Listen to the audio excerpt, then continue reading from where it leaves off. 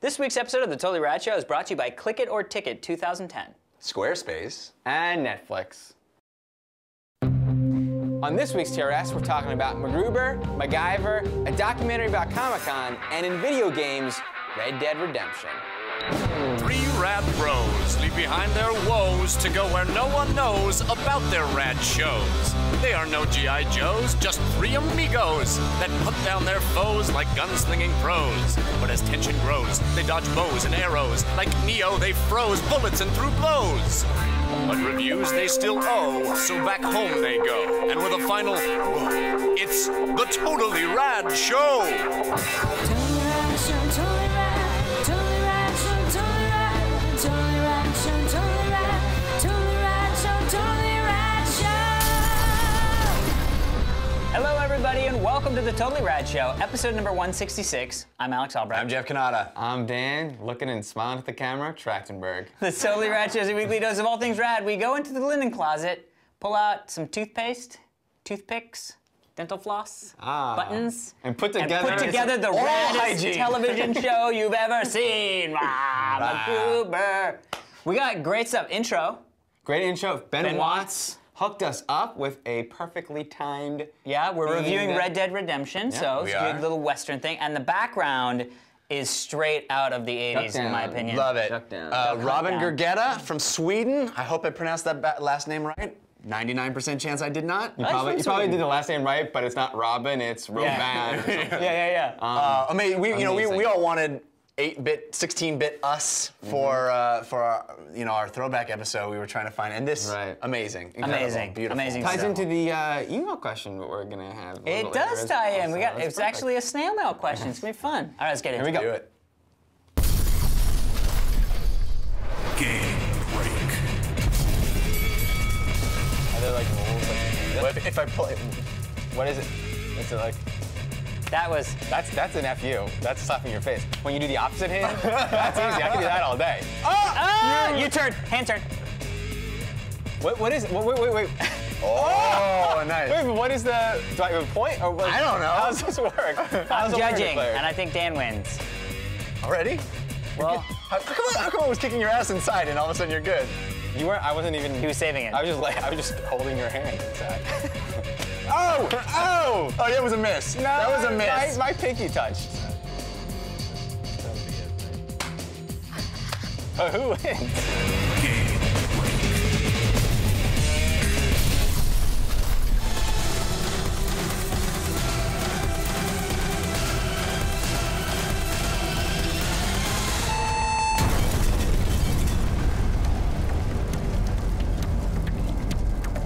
This week in movies, we're going to talk about MacGruber. MacGruber! It is the first Saturday Night Live movie since Hot Rod, but we've only been getting them. That doesn't count. I know. We haven't really been getting them. That was just like a Right. Yeah. And since the heyday of the Wayne's World and the Coneheads, it's been spotty here and there.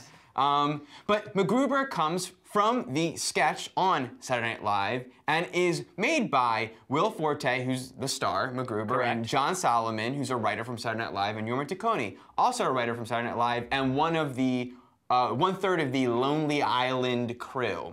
And MacGruber is basically, if you don't know, a send-up of MacGyver, but also 80s All action 80s action, movies. yeah. So, Alex. Yes. I know that you've not been a fan of Saturday Night Live in general these years. Although I will say that, like everyone always says, it's never as good as when Steve Martin and Chevy Chase. Never as good as when David Spade and Chris Farley or whatever. Never as good as Phil Hartman and whatever. And then, I forget who the other guy is, but people have been saying Will Forte. And who's the other one? Kristen Wiig. Kristen Wiig. Well, I know you like her. Is that who the pairing though? They usually say.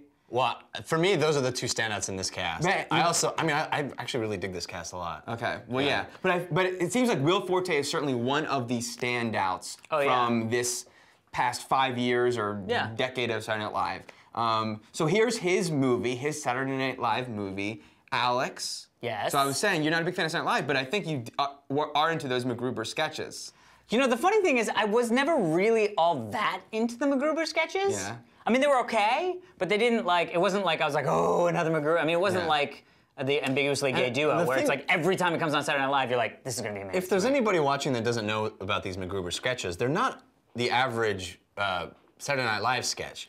A, they're all pre-recorded, I think, and B, they are peppered in, there's usually at least 3 of them in one episode of Saturday Night Live, and they're all much shorter than an average Saturday Night Live episode. Right. And they all end with an explosion. Right. Yeah. So I was not a huge fan, and I'm not anti. I don't dislike Saturday Night Live. Yeah. It's just that for the most part, I feel like 80% of what is on an average show nowadays is stuff I don't find funny. Right. And there is 20% that is freaking hysterical. Right. So there's goodness there. So MacGruber the movie. I freaking loved MacGruber the movie. It gets a little dippy in the middle. There's a little bit of a dip. I really, when this movie started, I was like, at first it was just utter joy because it's like, oh my God, it's like what we used to get with Hot Shots and with like, you know, Naked Gun. Naked Gun and that sort of thing, but somehow less hammy in a weird way. It was less sort of like bonk on the head, but the same kind of send-up stuff. Yeah, and so I was really, initially I was like, oh my God, this is great, and then I was like, I wonder if this is gonna wear off, this Also, joke. Hot Shots and Naked Gun parodied the tropes from our parents' generation of police movies and well, Hot Shots was like Rambo and Lethal Weapon and... Oh, that's true. Yeah. But now it's nostalgically making fun of that. I guess so. Yeah, no, I know. Yeah. So anyway, so long story short, I frickin' soup to nuts, this was a laugh out loud movie. I laughed louder in this movie than I did The Hangover. I mean, loud, like viscerally, there were things that happened that I can't, I was literally like trying to not grin while leaving this movie and thinking of some graveyard scene. Interesting. Jeff, you are as you've already said, huge fan of Saturday Night Live. You are like, when people are doubting it, you are supporting Saturday Night Live and massive fan of Will Forte. Massive. And MacGruber sketch.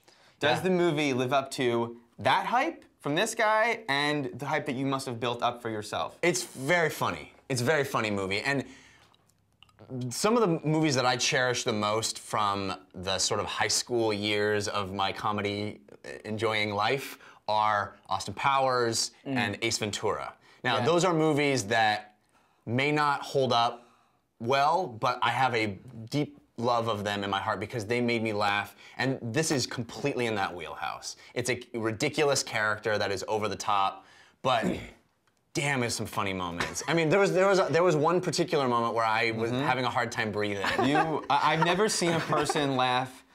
When you're with friends and you laugh and you're crying, you can't stop, and you need to breathe, and it hurts, it's painful. Yeah. That was happening to you next to me, and I was like, oh my God, he's gonna have a problem. I did have a problem. And that's the highest compliment you can give this movie. Is it gonna hold up in 10 years? Probably not. Is it one of those like pantheon comedies like Groundhog Day and Ghostbusters and those ones that are really classics? No. But is it a great time at the movies? Yes. And are there some really funny things in it? Yes. So I recommend it. Yeah. I enjoyed it.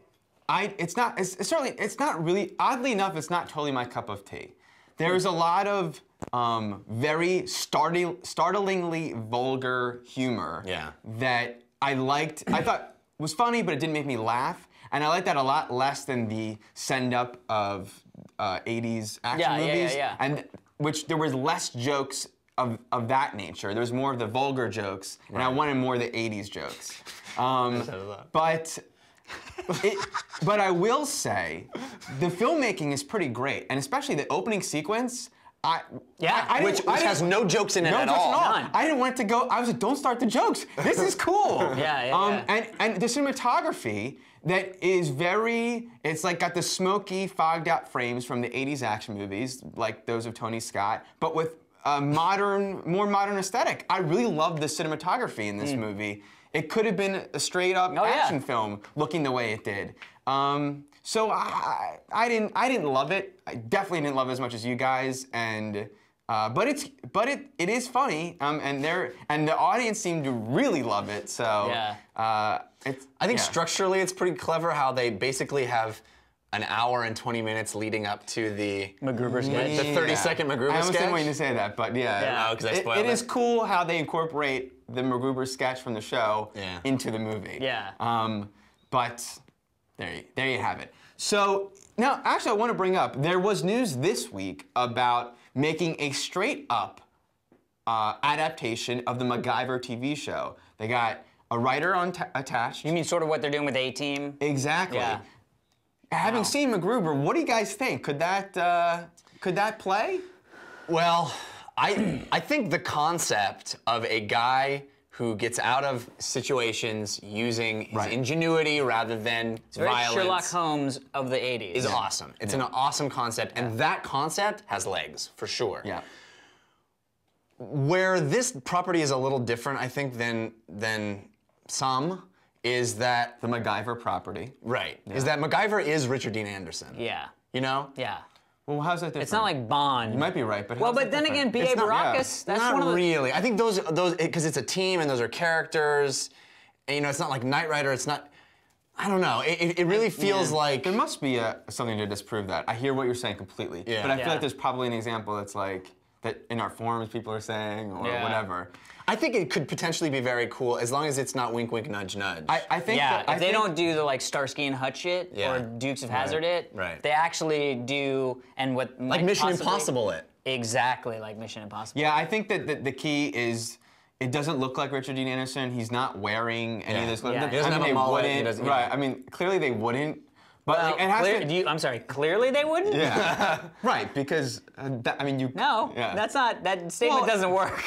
We don't know who's doing it. It could easily Well, but be it's they're somebody doing it who's like, seriously. I mean, obviously you're not going to give a guy a mullet and jeans, but you might give him jeans It goes and without saying. and a fancier, But a more modern I do think it vest. does have legs. Real briefly, too. Morgan Spurlock, Joss Mm-hmm. Whedon, Harry Knowles, and Walk into a bar. no, one other person, F me, are producing a documentary on Comic-Con called Comic-Con Episode 4, A Fan's Hope. This was actually announced a while ago, but they're shooting it this year, and people can now write in somewhere to be a part of the documentary. And it's basically going to follow people now leading up to Comic-Con. You guys are all negative because you think it's going to poke fun at nerds and all that stuff, but I know the people behind it don't have that mentality. I don't, and the whole point is that he went. There's a pitch for it about like being about how you're accepted at Comic-Con and like What? Right. But we got this. We had that same pitch from those guys The that gamers. did the Yeah. the Dungeon Master. What is we it? Is it disagree called on that. again? It was called Dungeon Masters. But You loved it. Yeah, I thought it was great. I thought it was- I thought it was accurate, but- really pokey. I agree. I felt it was really condescending. But here's the thing, and I will say, because I went and played one of these battle intensives at this D&D thing, and I was like, maybe I should do a documentary about D&D. And then you kind of look around the room and go, That was my point. I don't know if there's a way to do that was my documentary point. without it Right. seeming at all Now, like Comic-Con's different. You know what I mean? The cool thing about Comic-Con is that. But I had that. I There- rechecked that movie. there- I still think it was pokey. I mean, the guy was like a football player and was like, "Yeah, I'd never heard of D&D until I directed this movie about D&D." And I was like, That's "Really?" not the director. That was not. That was the director's Q&A. backstory. No. Yeah, he was doing this.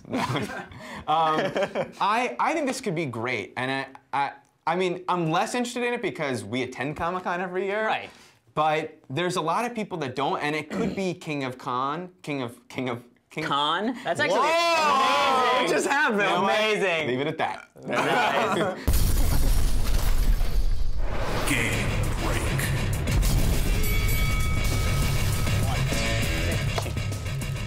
It's okay. Wait, what are Two, we? three, two, three. It's always two. Oh, yeah. 1, 2, 3, shoot. Whoa. 1, 2, 3, shoot. Game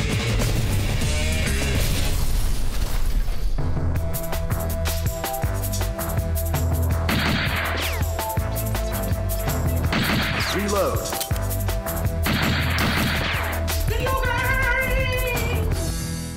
I've said it before, and I'll keep saying it. 2010 is this insane year for video games. We have another AAA title this week, and we're still only in May, and it's Red Dead Redemption from Rockstar Games. Though, let me just interject there and say this is anticipating. I feel like it's going to be the same as every other year, but it's weighted now, forward, not in the fall. Oh God, no. We're going to get a shit ton of. Oh, we're going to get the fall as well. Okay. Yeah. All right. Well, oh my God, let's Dan, see you that. don't even really? know. Yeah. Okay. Yeah. Oh God. I'm excited for the fall. Yeah. So yeah, this is actually a sequel to a game Rockstar did not make, and it's a Western. And I know that there are very few games out there that are Westerns, and it kind of boggles my mind because it seems like a genre rife for video game design because you have clear good guys and bad guys, you have guns, you have all those trappings that make video games. But there have been very few of them, and this one is decidedly a Grand Theft Auto open world style game, but in the Wild West. So what was the West one that we just reviewed? Call of Juarez? Call of Juarez. Bound in Blood. There's a second one. Yeah, Call of Juarez too. That was pretty So Dan, I know you love Westerns. I know that you love Grand Theft Auto. 4. 4. Yes. So this game is awesome. How awesome is this game? Right. Exactly. Pretty goddamn awesome. And not only that, it is a monumental achievement. Why? Because every It's Jeopardy all of a sudden. Opinion? every boy that was ever a boy, even if only for a moment. You're only a boy for a moment? No. Even if only for a moment, dreamed of being a cowboy. Most Alex boys. has done a lot of that. I did a lot of we have dreaming. pictures. Yeah. It's right there. Oh, maybe God. I don't know. And this is a cowboy simulator for sure. First, okay. You get Dusty playing it. You do. The opening sequence, you arrive in a train, a lot like, it's a very Sergio Leone Western. It is not a Roy Rogers Lone Ranger Western. It's also very Grand Theft Auto. But it's very Grand Theft Auto, which I adored in the game because, I'm you know, you didn't like Grand Theft Auto 4, and you think that the characters are very crass and it's sort of crude No, that's not. humor. That's not why I didn't like it. I remember that was one of the reasons Yes. why you're disappointed, and I'm interested to hear your thoughts on this because that material is much more fitting in this setting, and it's sure. spectacularly written and performed. I mean, there's so many sequences that could be dialogue sequences that would be phenomenal in a movie. There is the big turning point in the game. You finally arrive in Mexico. The moment you arrive there, first of all, there's a song plays. The whole game the music. is scored. The score is great, though I will say I would appreciate it a little bit hotter in the mix. It's very faint. Says the movie guy. Well, honestly, I wanted to hear it, and a lot of times I actually tweaked my audio settings, and it didn't help. So a little perturbed, but there's a moment where you're hearing score the whole freaking game, and also a song, like if Gus Van Sant directed a Western song happen, amazing. And then there's a dialogue sequence between you and a Mexican gang about the border that, in light of today's political border stuff, was an amazing thing to have happen in this game. I love that. Before you go on, I want to emphasize, Sure. underline that point, because Rockstar, for all of the BS that they have to deal with the hot coffee and you know, beating prostitutes and the sort of top line Jack Thompson-esque criticism that they get for that edginess and really juvenile content, they, more than any company, really speak in a very coherent, interesting, socially provocative way. Right. With their games, and nobody else is working on that level. It's very, it's easy to be the Siskel and Ebert video games aren't art. On the surface, Flower looks like a postcard, he says. Right. There's a lot of meat underneath that bones if you decide to eat the meat. Horrible. Horrible. Edit that out. It's okay. But I want to say, like Grand Theft Auto's 4 day-night cycle, it's not just day and night. It is sunset. It is a gray day. It is a rainy day. It is a more blue day. Night is a gray night. It's lightning. It is everything. There's shades to everything. There is a million, and I finally clued into Rockstar's thing. where the gameplay isn't the best parts of the game. In fact, they're the least compelling parts of the game. But it's it's the missions, everything you're doing. Like I loved in Grand Theft Auto 4, the heat mission. In this, there's the wrangling the horses in the corral, storm, right, in the cyclone or whatever the name was for it that I'm forgetting. Then there's the traveling down, fording the river. There's this, there's that. Everything is this unique, and none of it's very difficult, and none of the gameplay is very challenging in it. But I loved doing it, like being amidst it. And the really important thing I want to say about this is that, and the other monumental thing for this game is that what you do, because it's a video game, it does what no movie could do, or history book, or Ken Burns' 8-hour documentary. I mean, you are experiencing life in the West. I finally have context to so many things I read about, and so many things I've had to use my imagination with. And I mean, if they made a G-rated version of this, it would be an amazing asset in schools, honestly, to go even just traveling. Oregon Trail 2.0. It really, honest to God, is to travel from one from one location to the next on horse, and you feel the sense of space and the time it takes, and you get like why it's so dangerous when you're living in this ranch surrounded by nothing, and you have to make and hunt the food that you trade with this small town, and you get it. You get life then in a way that nothing else could have given you the perspective. Alex. Wow, that's. Did you get it? An opinion. You're, you dressed up like a cowboy when you were a wee lad. So, I sort of have. A lot of these games, these open world games, kind of get the Alex Albrecht 2 review choices, right? In one hand, I think this is hands down the best Western game ever made. And in my opinion, it's kind of a small pool to dip from. Well, yes. but the we dip all is really the dip. loved Call of Juarez. I love Call of Juarez. I like Gun a lot. Yeah, there's a lot Gun. of so, and I agree with Dan wholeheartedly. This is a Western simulator. First off, best horse mechanic in any video game I've ever played. Really? Yeah, most definitely. That horse felt like it was the way a horse was supposed to feel. Yeah, maybe it was just the animations, but I felt and. For the faults that I usually dislike about the GTAs and the open world stuff, like the Guerrilla, the Red Faction Guerrilla, and some of the open world stuff, the traveling in cars in GTA 4 was stupid. I hated every minute of it.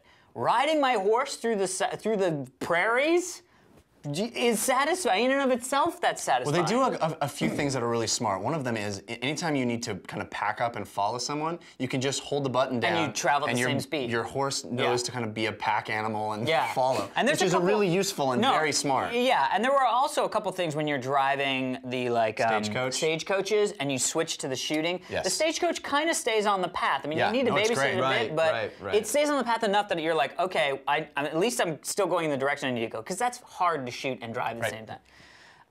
So they answer a lot of those things. I agree with you. The story is great. The feeling of being in a Western civilization is very, very visceral. And I think of all the genres that have been applied to the GTA open world mechanic, I think Western fits it the best.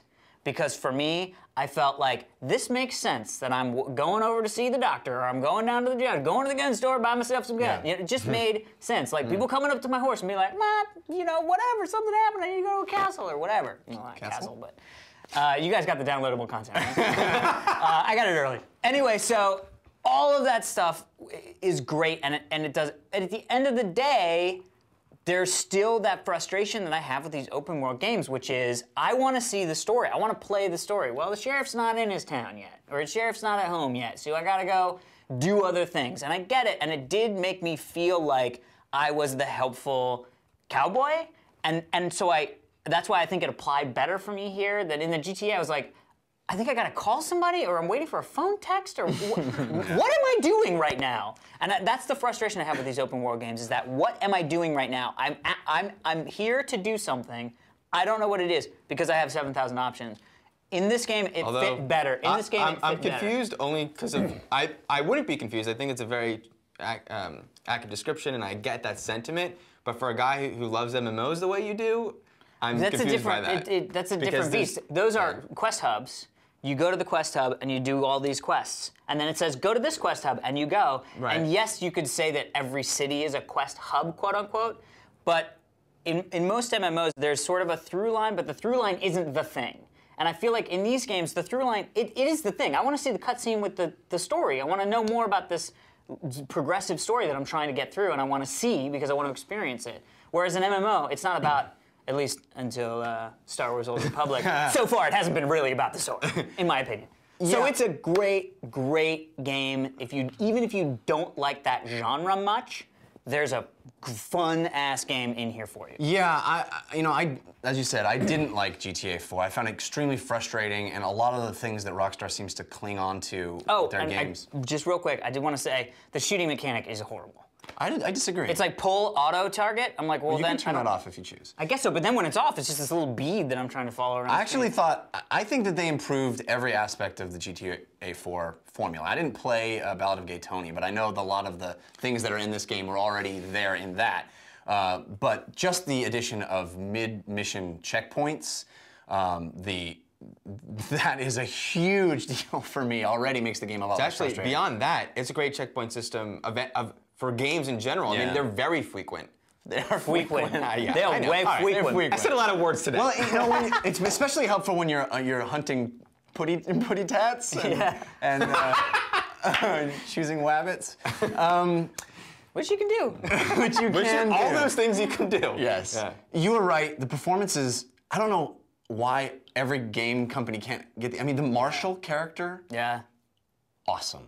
And there's so much of that. And the story is handled with such a delicate hand. The way that the relationship between you and Bonnie starts happening, and it's working on a level that video games just don't do. And Rockstar, God damn it, they're awesome. They create these stories. Massive games. Yeah. I mean, like, Mass Effect size games on this different. It's weird. Well, it's an interesting point you bring up because I'm at the point now where I wish they would just go all the way to being a role-playing game. I wanted a leveling mechanic. That was the thing that made me go, well, what? I don't feel like I'm getting any better. I can buy a bigger gun, but Yeah. that's. I mean, I don't. It's like I don't even anything. know if I need that per se. Although I think that would be kind of cool. Yeah. I just kind of.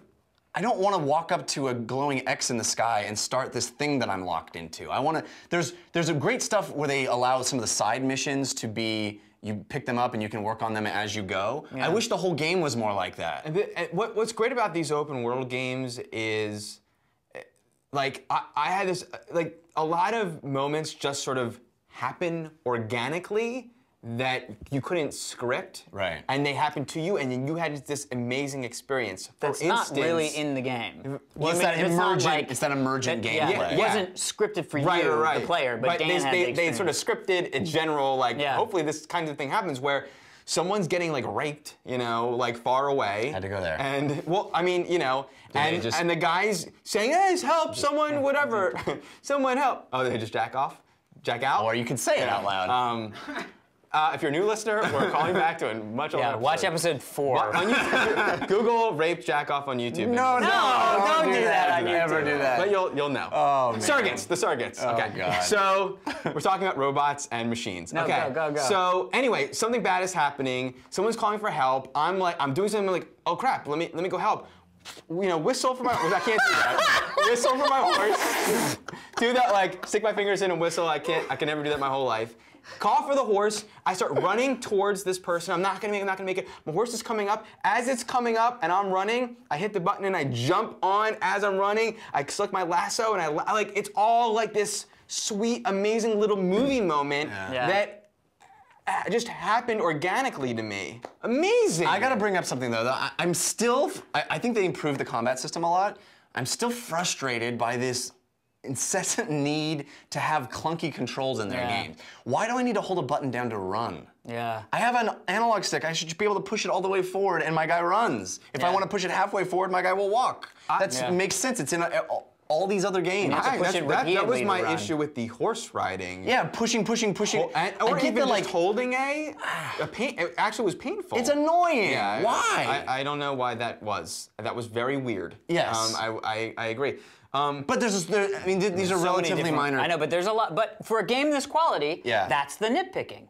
You know what I mean? Yeah. It's not story, it's not game design, it's not graphics. I mean, this is a gorgeous game. Oh, that's a good point because Gorgeous. you know this milieu for an open world is really attractive. I mean, the feeling of like, getting out there on the plains, on the prairie, and getting your horse up to seeing a town speed. start to come in. Yeah, and you're passing cacti, and it's like. And when people it's awesome. gallop by you, it's like, oh wow, I wonder what that guy's up to. You know what I mean? It is atmosphere on a level that few games approach, you know. And the graphics are better than the TV ads make it seem, in my opinion. No, I haven't seen any of the TV ads, but They're a little bit like, because there's a lot of the cutscenes, and the cutscenes aren't. Yeah. They're great models, but they're kind of a little stilted. It's sad to me that this game came out on the same day that Alan Wake did, because I think both games are essential plays, and I think they both offer really, really quality experiences, and people need to play both of them. And I hate that fact that it might be an either-or choice for people, because. Although if it's an either-or, which would you tell people to play? Alan Wake. Yeah, me for too. But I would Red Dead. Interesting. Alan Wake is a great game, but this is beyond a great game. And also Red Dead, I can play forever. That's true. There's Alan more Wake bang for your buck finite, for sure. I mean, yeah. I literally spent like an hour and a half playing Poker. Yeah, five Yeah, card me Hold'em. too. Yeah, and have you played Liar's Dice? Did you do that mission? No, but I Liar's did Dice? this for a long time. I hated that. But Liar's Dice is scary and awesome Yeah. There's some. It's a big game. It's a Yeah. really big game. Yeah. Cool. Game break. 1, 2, 3, 4. I declare thumb war. Go. What's with your? Why are you? Is that like fake tapping? Yeah. That's 3!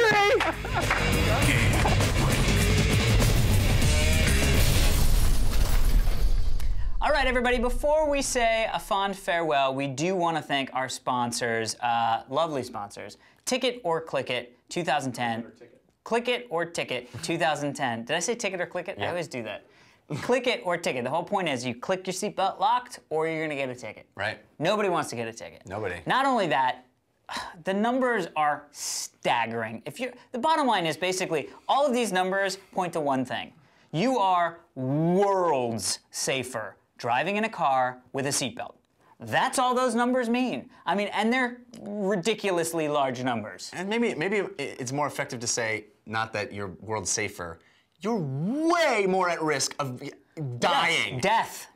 You could be going to get a cup of coffee. one. And here's the thing. It's not about how good a driver you are. That doesn't matter. You can be the best driver in the world and thinking, I'm just going to go down to the corner store and get a cup of coffee, and I won't put my thing on, and then some DB driver comes out of nowhere, doesn't see you, is distracted, whatever. They're probably wearing their seatbelt.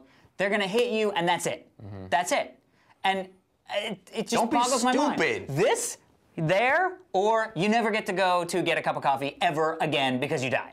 I mean, it's crazy. So, in order Do it to for the coffee. It is, really. I mean, Starbucks, we may go out of business if that many people die trying to drive to Starbucks. So here's what the police are doing is they're trying to raise awareness, and what they're doing is for Click It or Ticket 2010 is through May 24th to June 6th, they are going to be out in force, morning, noon, and night, giving people tickets if they're not wearing their seatbelts. I don't even like to have my dog not in a seatbelt. I mean, honestly, we went out and bought a harness for my dog because I kept thinking, all it takes is one thing, and the dog is dead.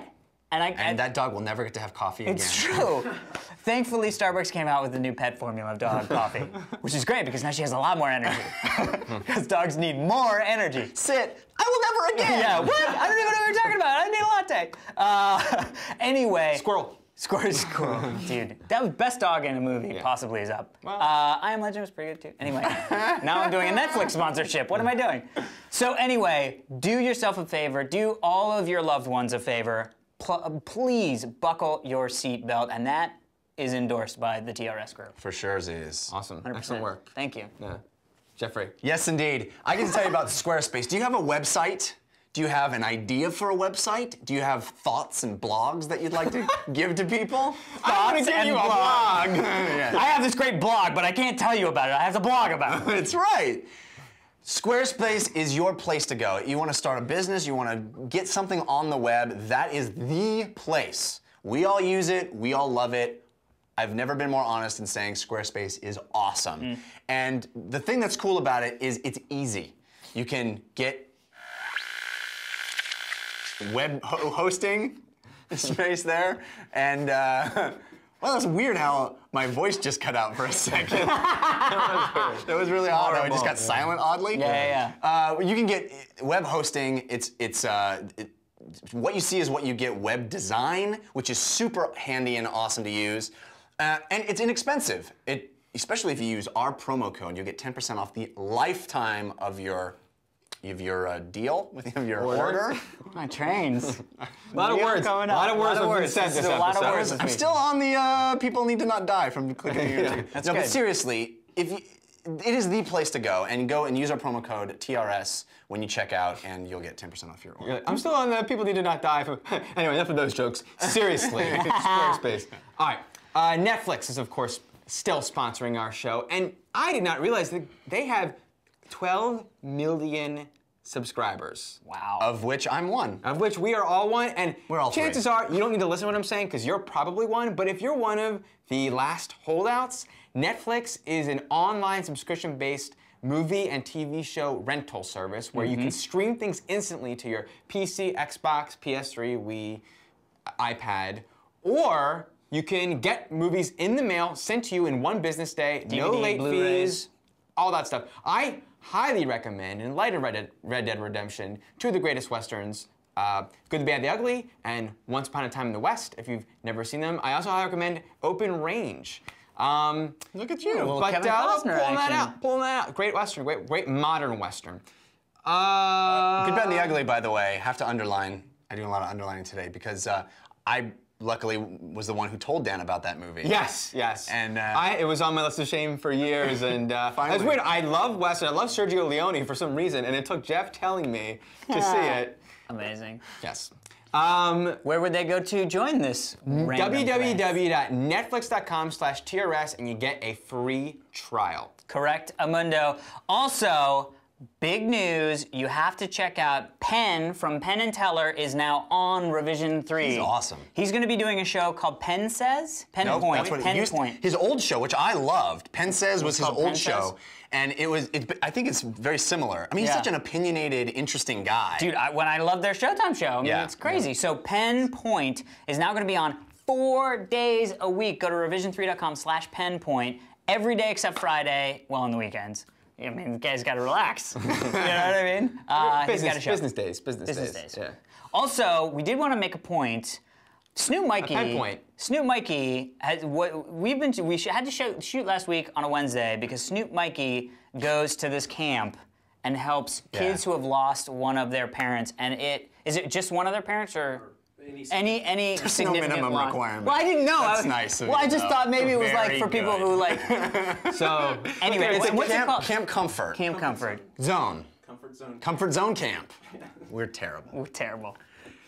CCC, come on. But seriously, it's one of the CCC. coolest things, and the fact amazing. that he might just saw it on on the news and signed up, and he's loved it, and so we wanted to I've kind gone of inform many, people. many times. The first time you went was not when we were working together, right? Oh, it was? It was just a few months ago. Good Lord. And he's So- gone like 3 times or something like that. And Mike said a very interesting thing that we all see these things and we go, oh, I should do, but we don't, you know? Yeah. Mike, knowing that that's how we are as people, Mike immediately signed up for it. Yeah. So, from our mouth to you right now, Yeah. If you want to read you're interested. what Mike thought about the experience and Yeah. maybe it'll inspire you to participate in these kinds of things, check out his blog at snoopmikey.com. He's going to write up some interesting thoughts to Yeah. share about his It's- experience and how it's kind of. And I will definitely say, better man than I, because this is the type of stuff that I'm always like, oh man, it'd be great. I should totally. I'm just gonna go didn't play sign up some right more away. video games. I didn't. gotta sign up right away. Honestly. Yep. So, thanks for doing that, Snoop, and welcome back. Snoop, we're calling let's, it now. Awesome. Well, hey, whatever. That's Snoop You Mikey. just got What are you gonna do? upgraded, my friend. It's really funny. I actually talked to Heather about this because I was like, yeah, well, Mikey, she's gonna be there, blah blah blah, and she was like, isn't his name Mike? And I was like, his Twitter name is Snoop Mikey. I'm gonna call him Mikey. I don't even know if that's good or bad, but it happens. Well, you called him Snoop, which is Snoop is and way Mikey. more impressive though, right? Hello. Yeah. I don't know. Snoop is is awesome. more like yeah. Snoop is PIMP. We have a little bit of a letter. Let's do it. We're not going to do this. So this is Snail mail interesting. style. Snail mail style. So Rob Bond, he's started to launch a t-shirt thing, and he sent us his t-shirts to wear on the show. However, What's the t-shirt? What's the website? He forgot. Dick. Sweet Dick. Sweet-dick.com. So you can't. Sweet-dick.com. But the thing is, he sent us green shirts. Yeah, and he said, it'd be great if you wear them on the show. Can't wear them on the show. Sorry, on the bro. show. Green shirts. So if you want to send us shirts, green shirts. This shirt was also sent to me to wear on the show. So I'm I like wearing that one a lot. Not green. No green in it. I actually saw that today. A little green in his paw. Little green paw. But I saw that today. I was like, I want to get a shirt like that. That's awesome. So, but included in the package, he also sent us a question, an actual. Let's answer it. So let's do it. So, I'm going to close this with a question for TRS as we close our show. You like that? Yeah, Theatrical. beautiful. I think Thank a you. tear in my eye. It's good. It's probably dust. I have a specific scene that comes to mind whenever I think about my 8-bit childhood. You say Nintendo, and I immediately flash back to sitting in my friend's basement during weekend sleepovers, trying to play all the way through Sunsoft's Batman for the NES. That or Battlemaster. This was, of course, done on a gigantic floor-sitting, wood-encased, blurry TV screen. Back when gigantic was not a good thing for TV. No, I know. Didn't The screen matter wasn't one gigantic. bit. The cabinet Yeah, the was. cabinet. Yeah. I love that TVs used to have cabinets that they were built into. My question is, are there specific scenes from your childhood that jump to mind when you think back to 8-bit games that enveloped your soul? Thanks for the fantastic show, guys. Look forward to it every week. And of course, any or all of you are welcome on Hotcakes anytime. Hotcakes is his new podcast. Oh, look at that. Rob Bond. Good question. We have talked about our 8-bit past Yes. a couple times. I have mentioned the numerous times the Metroid marathon session at my pausing the game and like for a whole day so that we wouldn't lose anything. But you know a story I don't think I've ever told is the very first time I ever played an NES. I remember it as clear as day. My family was over visiting a friend's family, and their kids had just gotten one. It just came out, and they had Gyromite and Duck Hunt. And those were the only two games they had, because those are the two games it came with. Yep. And we could not wrap our heads around how to use Robbie the Robot or Gyromite, but Samesies. you could play Gyromite as this kind of bizarre, masochistic two-player game where one person tries to run Mario through the pillars that will smash him as the other person tries to push the buttons and smash him, because that's the opposite of how you actually played the game, where you used Robbie to open pathways. As I'm doing It becomes like that scene in Wonder Years, and we've all had, where someone's driving a car and you're about to get in, and they open the door and then they pull away. And they pull away. You're like, okay, go now. No, you know. That One was of my the Gyromite best experience. nights of my young life. I remember it very vividly and going, "This is the future." Interesting. Danzies? Very similar experience. Actually, I first played NES over the Greens, Adam and Joel Green's house, and I vividly remember the first time I got my NES. I was in elementary school, and then I had karate class afterwards, and I had the first games I got for it were Zelda and Karate Kid, the game. Of course. Of course. And I remember I went upstairs, and my sister was home, and I demanded that I play it first. I played it for literally a minute, getting into my karate gi. And then all I wanted to do was play it, and my sister got to play it while I was in karate class, and all I could think about was freaking Nintendo. But I do want to say, it's not 8-bit. It's funny. But something I remember about childhood playing video games is playing with your friends and all that stuff, and he said beating Batman with my friend, marathon session.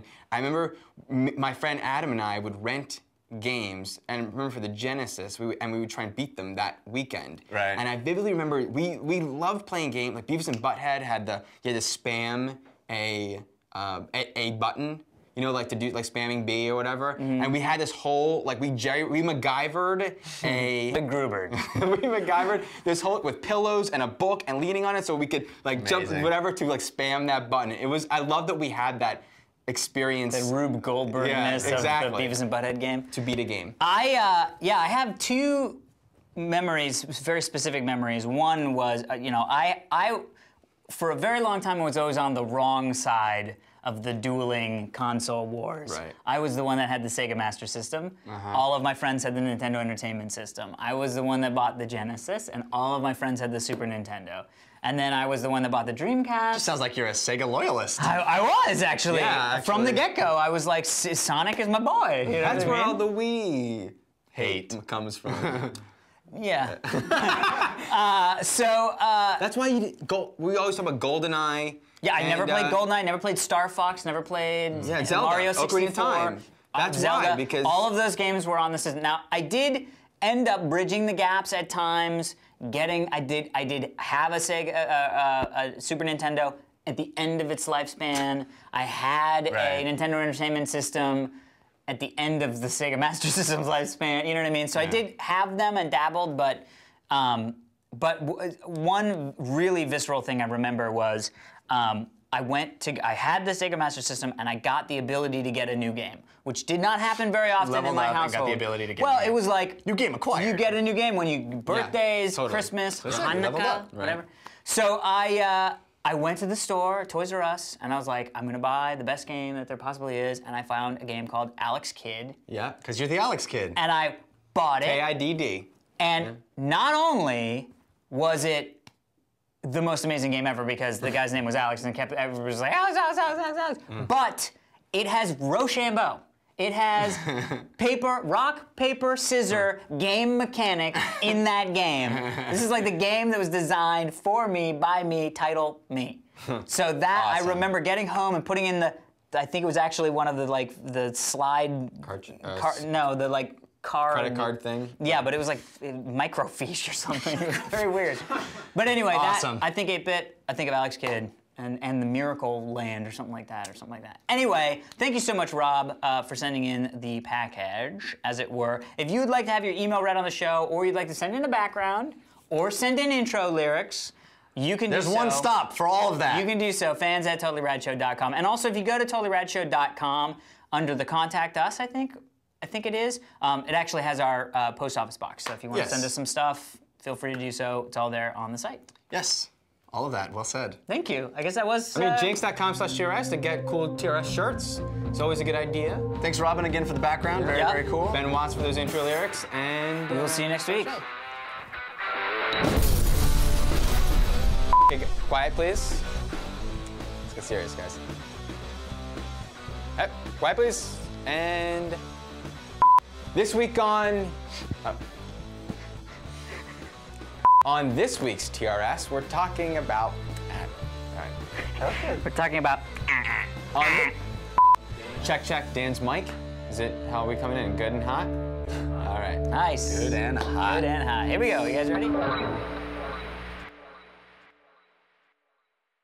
Okay.